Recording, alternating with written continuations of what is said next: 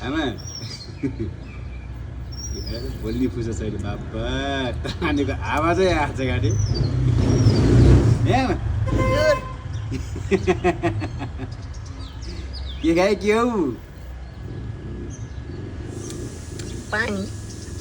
आमा तपाईँलाई यो खाएपछि के हुन्छ अरे आमा अस्ति अब के हो के भन्नुभएको थियो नि अलिक तागत आउँछ हँ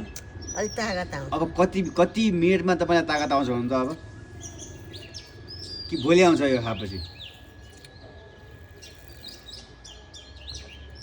रातभरि सुत्नै नभएको भए पनि अलिक सुत्न पनि आनन्द आउँछ यो खाएपछि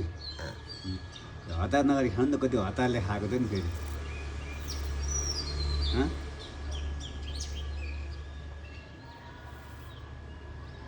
एकपल्टको बुझुक किन पुर्याउनु पर्या छ एकपल्टको बुझुक हाँसुस् त कति राम्री पनि मेरी आमा हो दुवै राम्री छन् घाँटी आमा किन यस्तो राम्री भयो किन राम्री मानेको के राम्री हो बुढेसकालमा पनि यस्तै राम्रो हुन तपाईँलाई पर्ने हो र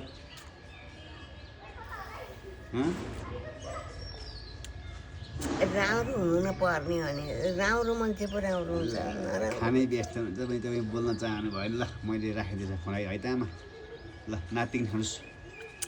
एक खानै लाएपछि खाने बेलामा खिचेर कतिखेर खाने हो त नि खै यी हेरेर भनिन्छ त है एकपल्ट मस्त हाँसु छ एकपल्ट हाँस्दिन मेरो यहाँ मरेका दाँत जम्मै